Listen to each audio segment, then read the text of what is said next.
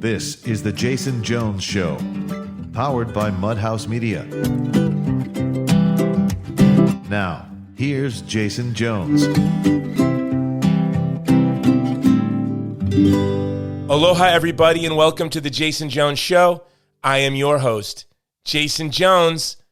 Are you tired of turning on the news every day and seeing Antifa, BLM, the toppling of statues, senseless violence in the streets, Chazistan? Me too. And so today we are going to take a break from all of that and talk about something every good American loves. Two things that every good American loves: God and baseball. And we're going to be joined by the one, the only Rzeppa. Rzeppa is a legend in sports broadcasting.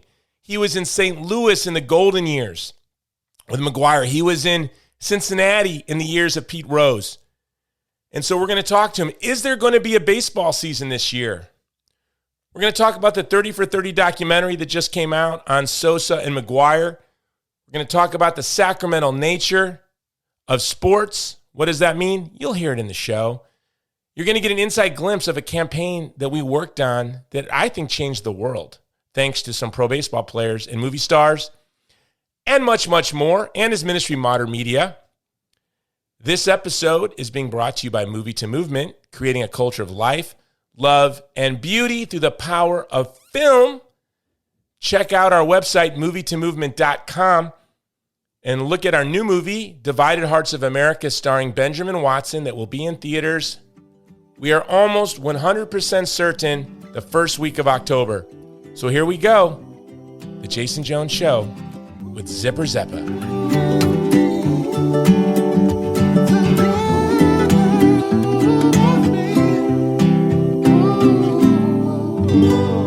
Aloha, Rzeppa. Welcome to The Jason Jones Show. Hey, big guy. Aloha to you in Hawaii, man. I thank you for coming on because you are a legend in sports broadcasting. And so I'm a little nervous that you're going to be judging my performance this entire interview. Don't judge me, Zip. Don't be nervous. Don't be nervous. I'm a little nervous.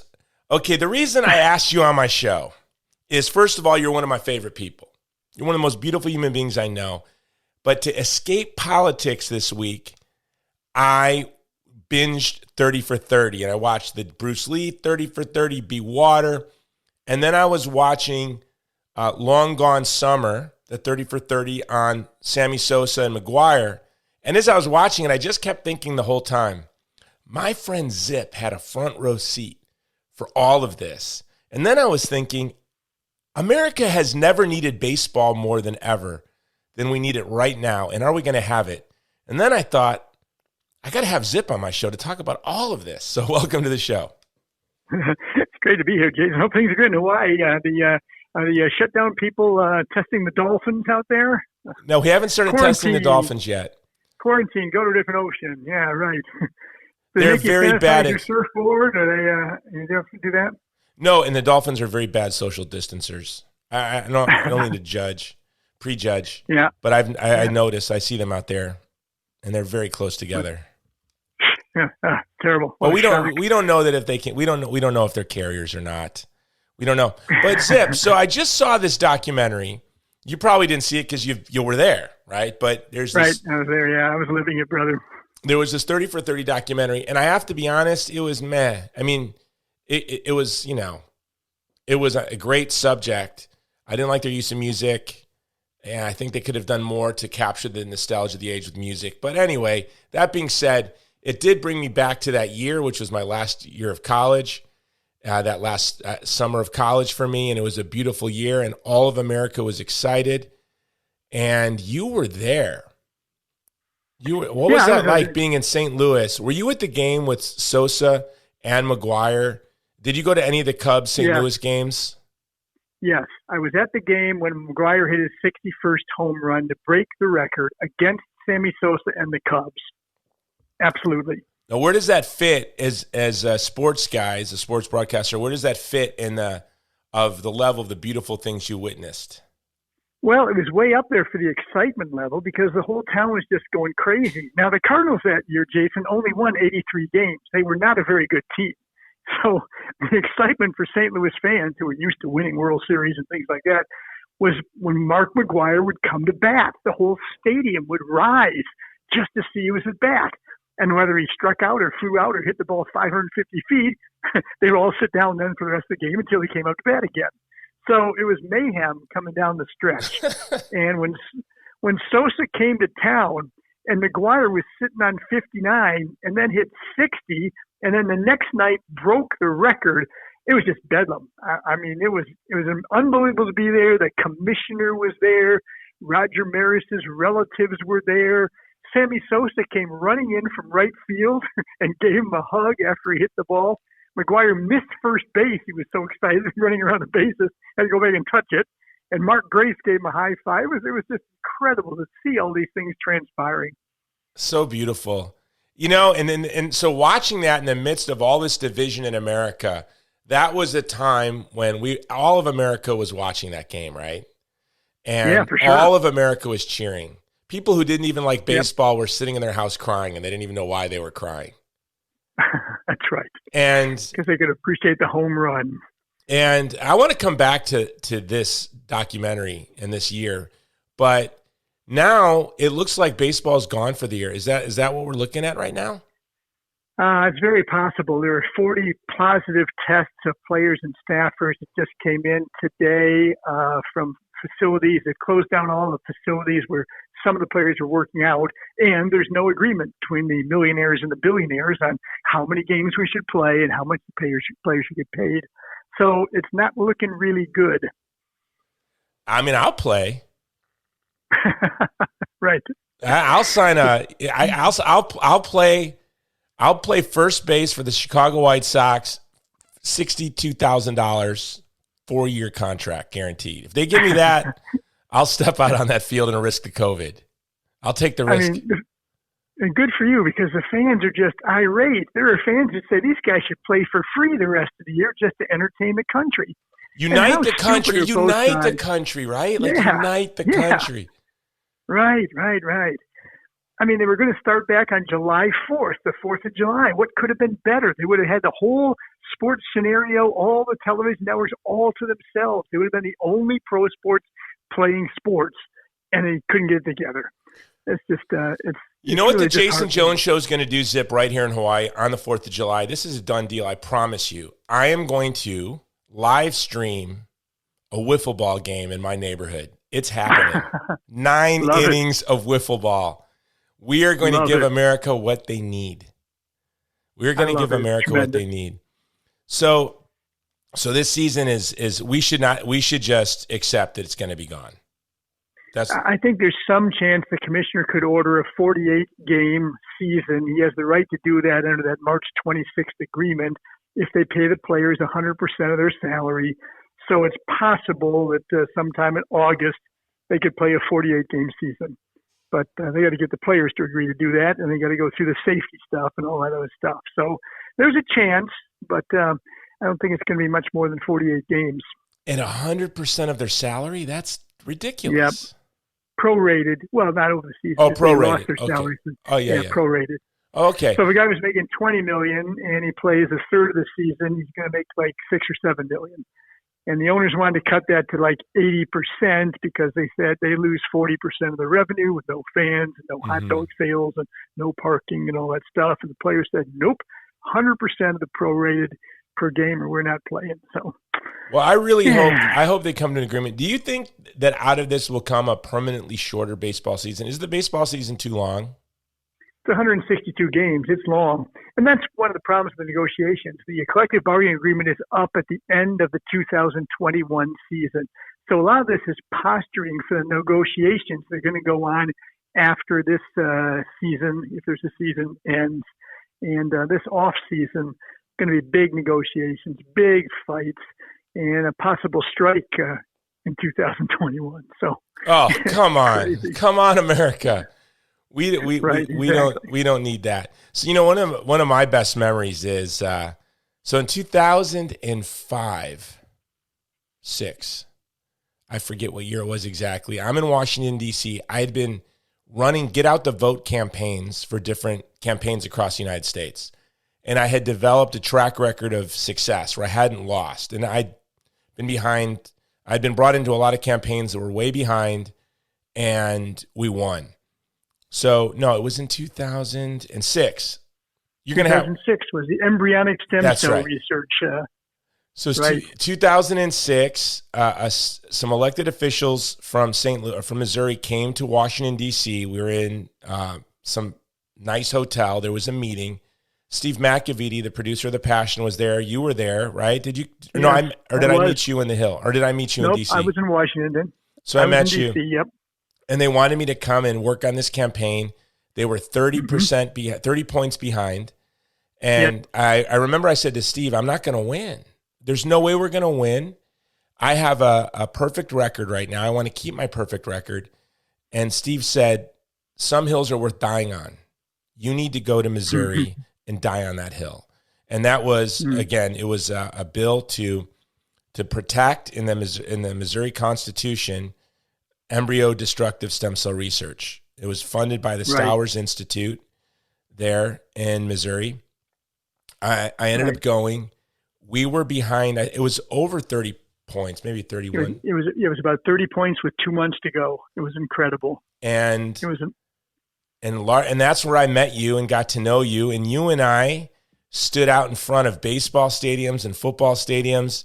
And you, yep. I have celebrity friends, but I've never been with a friend more recognized and more loved than you. And you had been out of broadcasting at that time for I don't know how long, but quite a few years. And in working for a Catholic apostolate, you chose to leave broadcasting where you were really successful, being on television every night, to go and serve the church, working for an apostolate. But that was really something to see people, everyone in St. Louis that sees you zip, their eyes get really big and they get a big smile. And why is that? Is that you are loved? Well, you're the most loved man I've ever been around. When I did TV in the 1990s and the 1980s and the 1990s, there were only 3 television stations doing sports. So 1/3 of St. Louis had to watch me by default. So I was pretty well known, and I was also entertaining. I thought sports should be fun. Let's not make it boring. So I used to do all kinds of crazy things, and I was the happy guy who brought joy into people's living rooms 6 nights a week, and some people appreciated it and remembered it, so all was good. And do you ever miss those days of sports broadcasting? No, I loved the job, Jason, but I hated the hours. I was doing 5, 6, and 10 o'clock, 3 shows a night, plus a half-hour show on Sunday night. I had 1 day off a week when I wasn't flying around covering the NFL, leaving on a Saturday to cover the games on Sunday, fly back, do the Sunday night show. And, after 20 years of doing that in 6 different television stations in 5 different cities, I was burned out. I was done. What was and I get that. I look at these broadcasters, even the biggest ones on the Today Show and Good Morning America. I'm thinking, I know how much money they have in the bank. I've seen their contracts. Why do they keep doing it year after year, having to get up at 2:30 in the morning, going to bed at 6 o'clock, at 7 o'clock at night? Yep. And I really do admire their work ethic and their commitment, because it's a very hard job, right? I mean, it's an intense job. What's the most beautiful? What did you witness in sports broadcasting that is your fondest memory? Well, I covered the Big Red Machine in Cincinnati in the late 70s. That was a lot of fun. Pete Rose, Johnny Bench, Joe Morgan, all that great crew. Bengals got to the Super Bowl in 1981. I wrote a song called The Ballad of the Bengals, which became the fastest selling single in the city's history. That was fun. I came to St. Louis and was with the Cardinals during their World Series years of that decade in the 80s with Ozzie Smith and some of the great Cardinals players. So that was a thrill. And, the day-to-day challenge of trying to make sports interesting, 3 different shows a night was always a challenge, but a good one and a fun one. And we tried to make it fun for the viewers. Were you into your faith all this time? Did you have a reversion? I always went to Mass on Sunday, no matter where I was, Jason. Even if I was out of town covering the NFL, I'd get up and find a church on Sunday morning and go to Mass.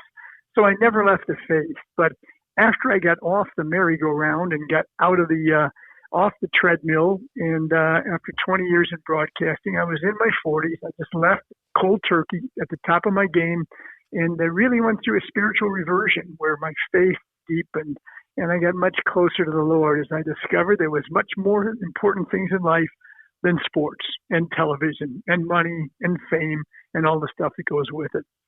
Isn't it a privilege to be around so much money and wealth and fame, sort of just as a passive observer? Because we always hear people say, oh, money doesn't bring you happiness, wealth doesn't bring you happiness, fame doesn't bring you happiness, power doesn't bring you happiness. But that's something I too have had the privilege of being around very wealthy people, very powerful people, very famous people. And it actually brings me sorrow for them as they become my friends, that they have the burden of those things. And I feel privileged and almost like a freeloader that I get to skate around them and get the blessings of it without having the burden of it. You know, they say you don't want to have a yacht, you want a friend with a yacht. You don't want to be wealthy, famous, or powerful, but you want to have friends who are wealthy, famous, and powerful. But then they have the responsibility of those things, right? And that's a heavy duty. It's a terrible responsibility. It's a heavy duty. It really is. Yeah, I know exactly what you're talking about. I mean, I've seen it. And many people don't do well with it. I mean, I know so many athletes that have nothing left or have become addicts or have been through 2 and 3 marriages or whatever, had all the money in the world and all the fame and power and recognition, and it didn't make them happy. Yeah, I always tell my kids, you know, you never want to envy a wealthy, famous, or powerful person. You want to pray for them. You should look at them and your heart should break. And I know you, and we won't say any names, but I mean, you're close friends with some of the most famous people in the world because you're in the broadcasting business. You developed intimate relationships early in your career, so you have trust and you're still friends. And you chose to walk away from all of that, and they kept going. And so you see what they have to shoulder. Speaking of the burden of fame and getting to be around Pete Rose, I didn't know that about you. And do you think Pete Rose will ever be eligible for the Hall of Fame? I know that the Reds brought him, and I think he was inducted into their Hall of Fame, but do you think he'll ever make it into the Baseball Hall of Fame? I do think there's a chance, especially in this crazy world. You never know. I think he belongs in the Hall of Fame. Did he do something horrible in gambling? Yes. Did he do it as a player? No. He wasn't betting on his own team. Did he bet as a manager? Yes. Should he have been banned from baseball? Probably. But, I mean, man, over 4,000 hits. I mean, he was a tremendous player. And he wasn't on steroids. He wasn't doing anything to affect outcomes of the game or anything like that. He was just an amazing player. I think he should be in. Just the hardest working man in baseball. And he's a guy that it's like drug addiction, right? So gambling is an addiction. And right. these athletes, it's a danger. How many athletes really struggle with gambling? I have a lot of friends who were or are professional athletes, and those guys gamble. I'm not a gambler. I learned about all these apps. Now it's so dangerous because they have these apps. They can gamble 24/7, and they're gambling all the time. And it's like drug addiction, sex addiction, gambling. I think I agree with everything you said, and I hope he's eligible for the Hall of Fame someday. And that brings me back to Sosa and McGuire. When I watched this documentary, I was so angry at the time. No, I wasn't angry at the time. I was enjoying it. But I was incensed. I would tell everyone, like all my friends, I'm like, it's amazing. Is the ball juiced? Remember the big controversy was the ball juice those years? I'm like, the ball's not juiced. The players are juiced. The players are juiced. The ball. Absolutely right. Absolutely right. But I didn't mind. And I'm like, you all know it. The managers know. The coaches know. The broadcasters know. I know.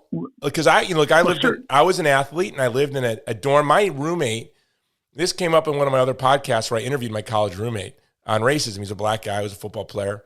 Our dorm was raided by DEA and SWAT because one of the guys, real overkill, but a very good player that was just a little too small, was hoping to be drafted by the NFL.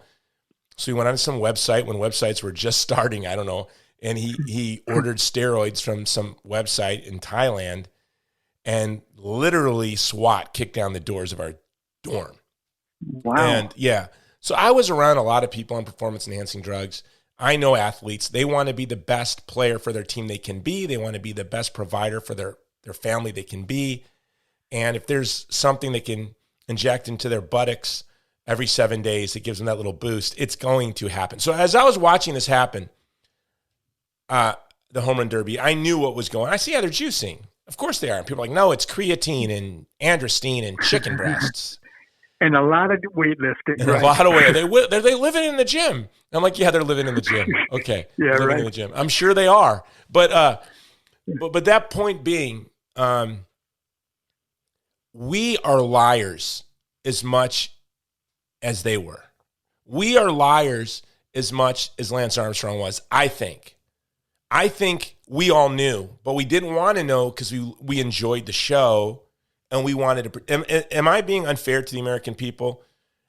Did you know as a sports broadcaster? I mean, was there gossip or did I just know because I'm around athletes? There were suspicions, yeah. And at one day when they found a creatine in McGuire's locker, made a big deal out of it and everything else. And but I don't think a lot of people knew. Nobody wanted to know because it was so much fun. And I don't know. It's amazing though how these guys could suddenly bulk up and be hitting the ball at the rate nobody'd ever hit it before. I think the culprit, if anybody is a culprit, is Major League Baseball. They knew. They definitely knew.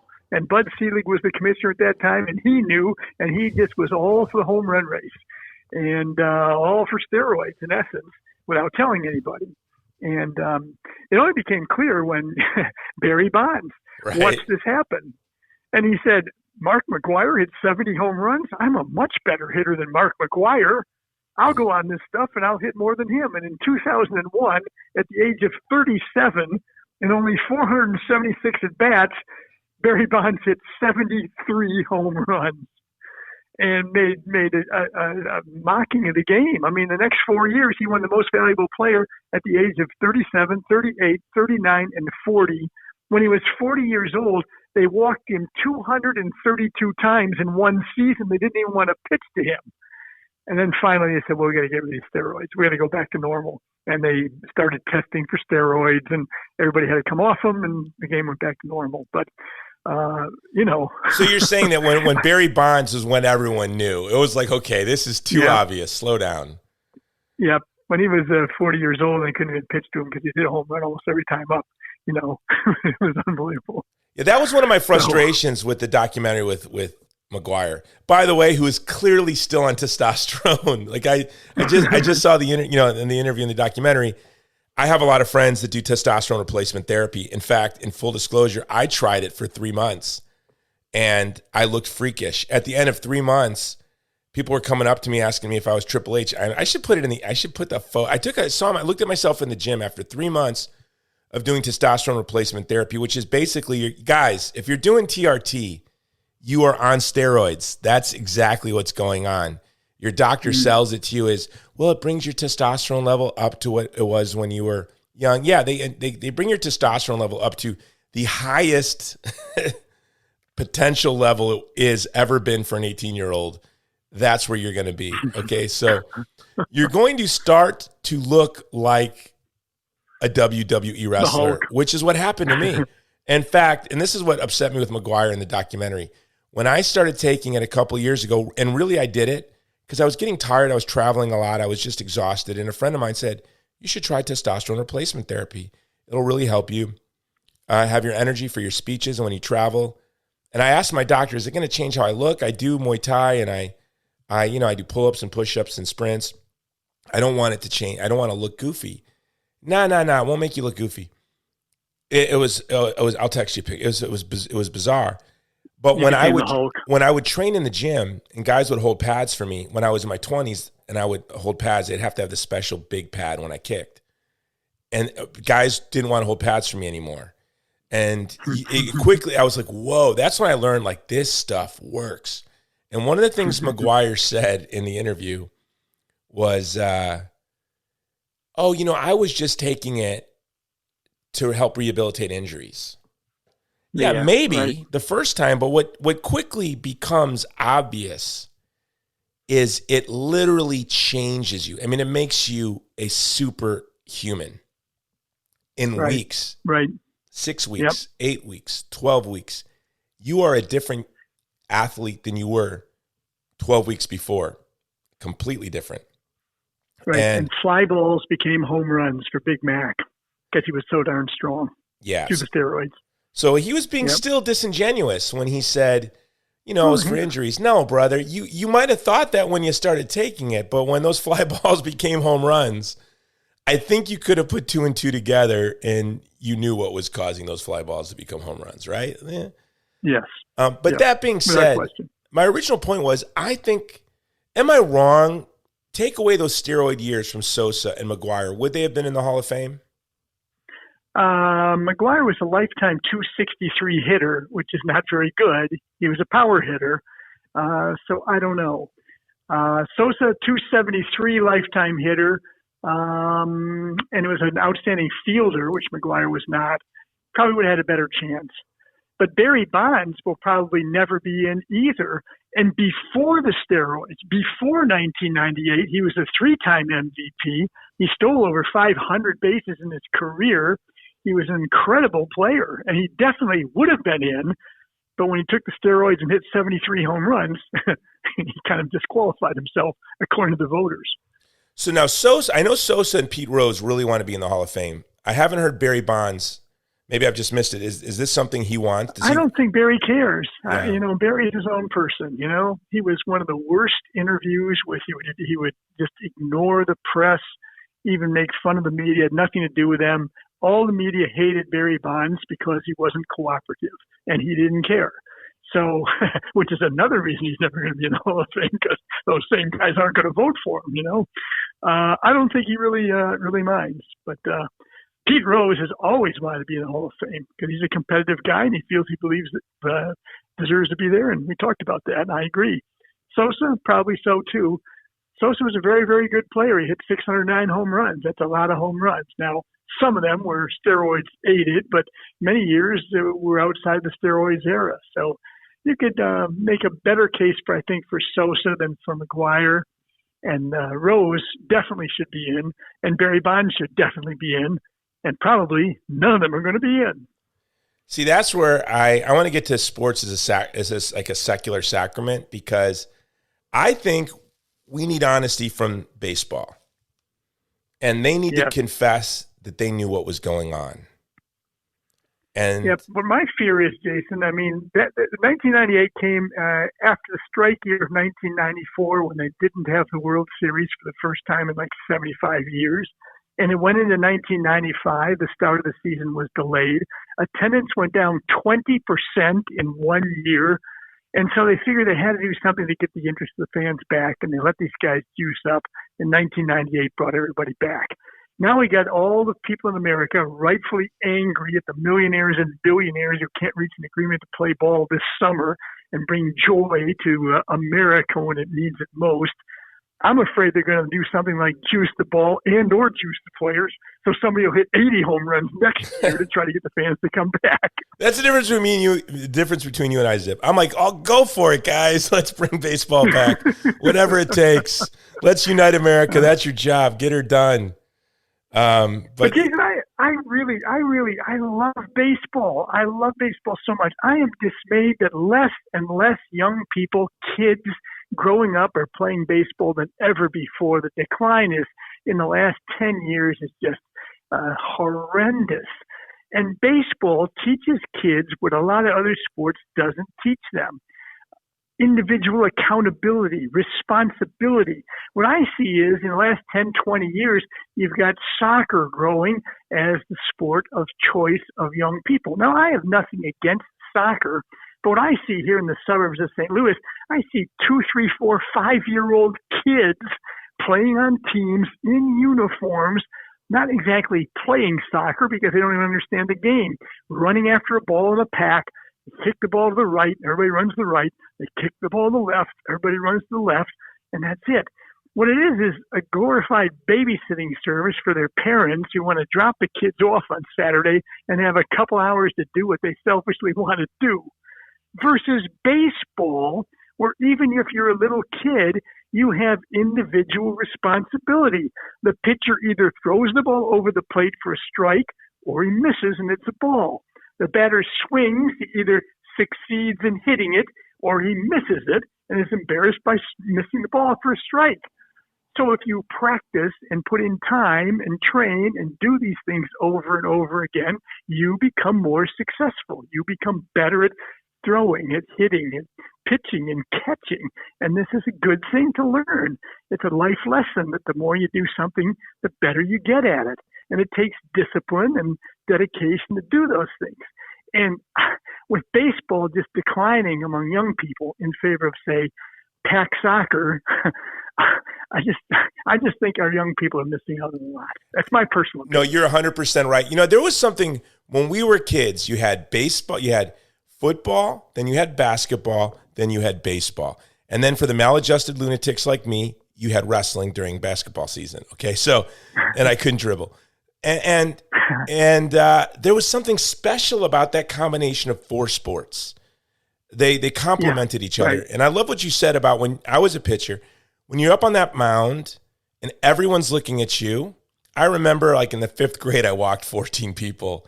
The most humiliating experience of my life. Like I just couldn't get with it that game. And it was just, it might've been, I walked 4 people, but in my memory, it was just like, I was walking the bases for days. Right. And there's nowhere to hide when you're out on the mound. Right? Nowhere to hide in that fear. Or the same thing with wrestling. But those sports together, baseball, wrestling, basketball, football, and then we had track. That it was something that made a complete community because not everyone played football and baseball and basketball. Some played just football and track, and others did football and wrestling, and others did football, basketball, and baseball. And those were your real All-American guys. And there was something special about that. And then when we were boys, I know you were like us, Zip. You played baseball all day, every day during the summer. Right. And then now you had to be the ump. And then you had to say, hey, that was a foul ball. No, that was fair. That was foul. That was fair. No, it wasn't. That was a strike. And you had to learn how to be honest. Yeah, that was a strike. No, that was a ball. You're just playing in the yard. You're playing you're playing fast pitch up against a building. You had to learn how to tell the truth because it wasn't fun. You'd always have that one guy who'd say, you don't make it fun, Frank. Frank, when you lie all the time, we don't want to have you here. We're trying to play a game here. And you're 9 years old. And you're having that, you want to win, but you want to be honest. You want to play. You want to have fun. Then there'd be people you would just disagree. You remember, you'd argue about whether it was fair or foul, and then the game would break up. And everyone would go home and be bored. And and it would teach you, tell the truth. Or let it go. Jason, I experienced everything you just described. Right? Every boy did our age, right? Everything. Right. We didn't need uniforms and all this stuff. We just played on the sand lots, the vacant lots at the end of the street, It was great. Pick up sides. And then on the special day, some random old lady would come down with Tang. Just someone you don't even know. Did you ever have that? Some old lady would come, she'd set up a TV table, and she'd put out a picture of Kool-Aid or Tang. I love Tang. That was the special one. This old lady, we didn't even know who she was. She'd come out with Dixie cups. You'd get a Dixie cup of Tang. Remember that Dixie cup? That's a beautiful thing. And that little Dixie cup of Tang and 9 hours of baseball probably saved many of us from dying from heat exhaustion. And children do not have that today. And it is sorrowful, heartbreaking. It is sorrowful. And how safe the world was back then. We'd leave in the morning to go play ball. We'd be gone like for hours and hours. Our parents knew we would come home maybe for lunch or a snack or something, unless the lady was there with a Tang, and then we could play till dinner. It was great. Nobody worried about anything, and nobody got accosted or kidnapped or anything. It was just kids being kids. It was a beautiful, beautiful thing. When you can mark the beginning of the downfall of America too, this is science right here, science. We're all into science now, America. It's when Tide stopped making commercials on how to get out grass stains. When was the last time you saw a commercial on how to get grass stains out of clothes? Right, 20 years ago, 30 years ago. Grass stains were the bane of my existence, right? You would wear the wrong pants or the wrong shirt, or a baseball, basketball, or football game would break out at an unexpected time and you're in the wrong clothes, but you're going to play anyways. And you'd be really careful not to get grass stains on your clothes, but you would slide into home base, and there you have it. And you'd go home, and your mother would be yelling at you. And then I don't know what year they invented getting out grass stains, but that was a great year for children. And I remember, what was that? Great year for Tide, too. Yeah, great year. Like, grass stains aren't a worry anymore, Mama. I saw the commercial. Don't worry about it. And, right. But you remember grass stains. Did you get grass stains every week? Oh, yeah, sure. I mean, you had to play the game, right? Yeah, they're fun. We weren't afraid to slide. Exactly right. Yeah. So I want to talk about this. You're a Catholic. You run an apostolate, and you love sports. You love baseball. This, to me, I was an atheist till I was my late 20s. I remember when I was in my catechism class as an adult and learning about what a sacrament is. I remember one of my first thoughts was, that's why I love sports so much. They're like a temporal, they're a sacrament in time, where a sacrament is some symbol of an eternal truth, or it's what's the formal definition of a sacrament? It's a sign in time of an eternal truth. And I think that's right. I was thinking I remember when I heard that, as I was sitting in the diocese here in Honolulu in my class, I thought, that's why I love sports. And I thought of something my coach used to say, my coach is, but I had a lunatic coach, and he would always yell at you, if you don't leave it all on the field in this game, you will not leave it on the field for your wife. You will not leave it on the field for your country if you're a soldier. You will not leave it on the field for your employer or for your business partners if you're in business. What you do in this game will tell me who you are going to be for the rest of your life. Do you remember coaches saying things like that all the time? And it was so true. Yeah. Yeah, it's very common. It was right. Yeah. Sports taught us lessons, taught us character. How are kids getting that today? They're not. On video games, you got to be kidding me. They're just seeing violence and all kinds of stuff, and no contact with other kids, no conversations with family, not going to church. It's just, I don't know. It's easy to be dismayed at the changes in the world. I don't want to sound like an old guy. No, we are old guys. So, you have an apostolate, modern media, right, and your mission is to make Jesus more known. Can you tell us about that? Yep, the mission statement is to make Jesus Christ more known and more loved by more people through media. So we work with movie makers in different ways. Sometimes we raise funds, sometimes we provide content, sometimes we do promotion after films come out. We work with musicians out of Nashville or Louisville. We publish books. We're a book publisher. We do CDs, DVDs, online videos, YouTube stuff, anything in media to make the Lord more known and more loved by more people. That's our mission, brother. Well, I want to say this about you. You have been, in my life, the most generous friend I've ever had. Honestly.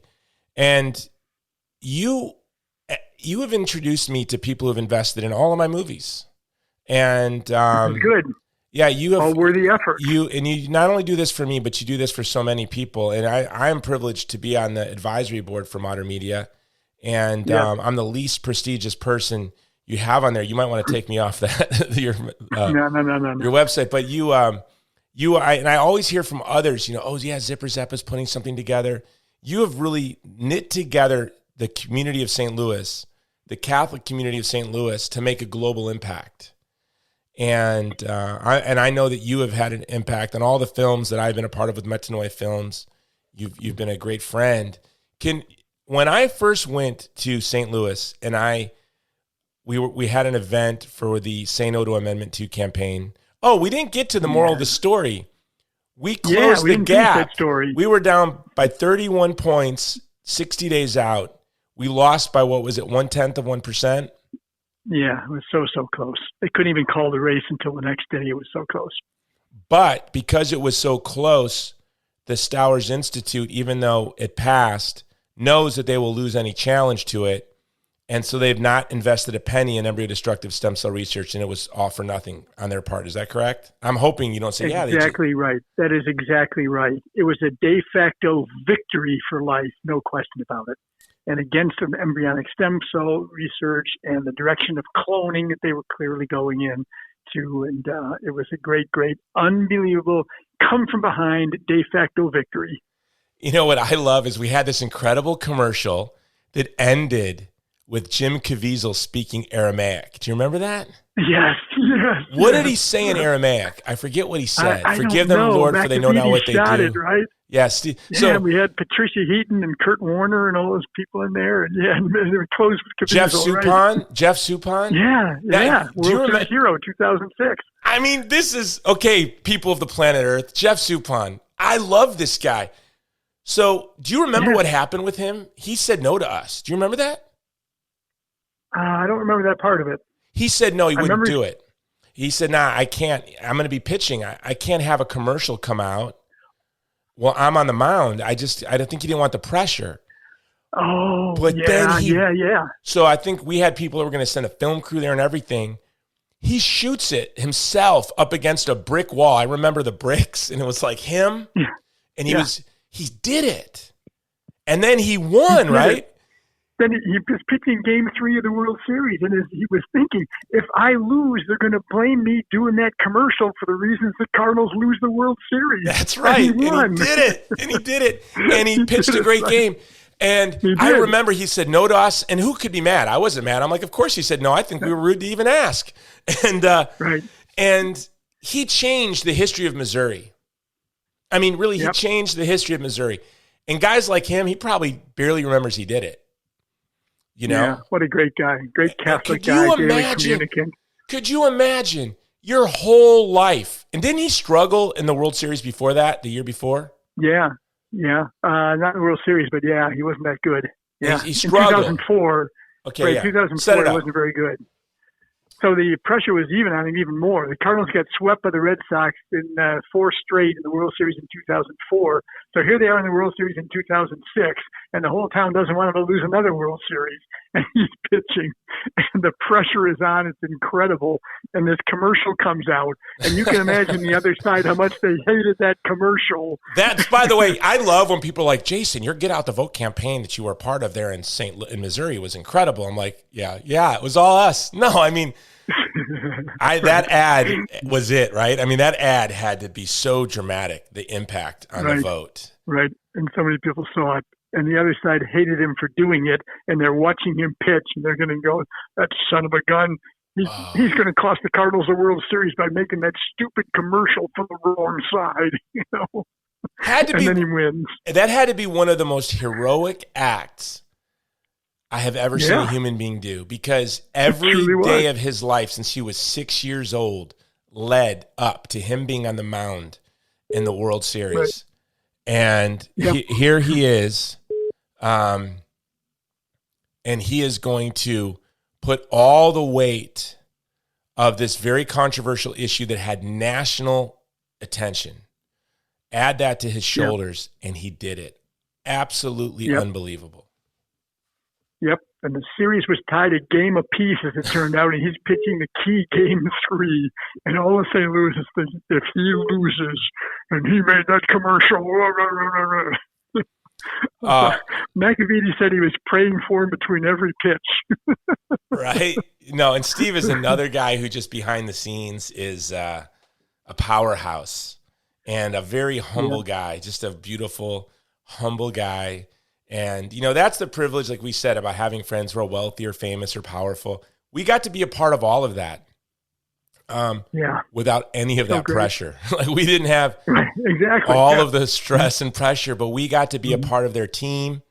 We got to look up. I just thank God, you know, a dramatic experience I had was being with the Peshmerga as they were fighting ISIS. And I remembered watching the men as they were coming back from the front. And just thanking God for having the privilege to look at them. Just look at them. To put my hand on their shoulders and say, hey, brother. And that's how I feel of like working with you and Steve McAveety and just in that little project with Jeff Suppan, to just look at him, look at you, look at Steve and say, I get to be a part of this team. And I don't have any stress of being kicked on the face in ESPN for the next 14 days straight. You know, I don't have any of that worry. And, so yeah, what a privileges to be your friend, Zip. How do people follow you? They can do Zip at matermedia.org. That's Zip at MATER, the Latin word for mother, matermedia.org. Probably the best way. I'm on Twitter and all that other stuff. I got a YouTube channel, Rzeppa on the YouTube channel or whatever. So they can check out a lot of things with a 20 video series on the Rosary and the 20 Mysteries of the Rosary short videos on Rzeppa YouTube channel. So they can check that out. Can I throw a curveball at you? Can I throw a curveball at you right now? Sure. My knees are buckling already. You should be a little nervous. You rap. Oh, yeah. Can we end the podcast with a rap? Sure. I wrote one on Moses. It's kind of like country and rap, a combination. So, okay, that's the thing now. I'll give you the first few stanzas, brother. Okay. How's that? That's awesome. Here we go. Moses. I want to tell you the story of a man of glory, an amazing story, sometimes gory, but a man who was called, a man who was chosen to lead a great people after the earth was frozen. He was called by the Lord, but I want you to see how in the middle of discord he came to be, because right in the womb he wasn't free. They tried to take him from his mother's knee. What? As a babe, his life was about to end when the Pharaoh of Egypt sought to send all Hebrew boys of every age and style to be drowned in the water of the river Nile. But the baby's mama had the courage to say, my kid ain't going to die today. Going to put him in a basket, float him in the weeds down by the river by the gators and the reeds. That's awesome, Zipper. Zipper, you are an awesome man. And we've done so much together. You know, I don't know if you remember some of the things we've done together. You emceed the Iowa straw poll for Sam Brownback. Do you remember doing that? Yes. Oh, yes. The hot day in Iowa. I sure do. That was. And you were the guest speaker at the Vitae Foundation for Pro-Life in Illinois. I remember that. I was there. And the movies and everything else. I'm eager for the Ben Watson movie you're putting together, man. I'm eager for that to come out. I hope that's coming out. We hope October 6th is what we're shooting for. We haven't announced it yet. We're fully behind it, brother. We're fully behind promoting that.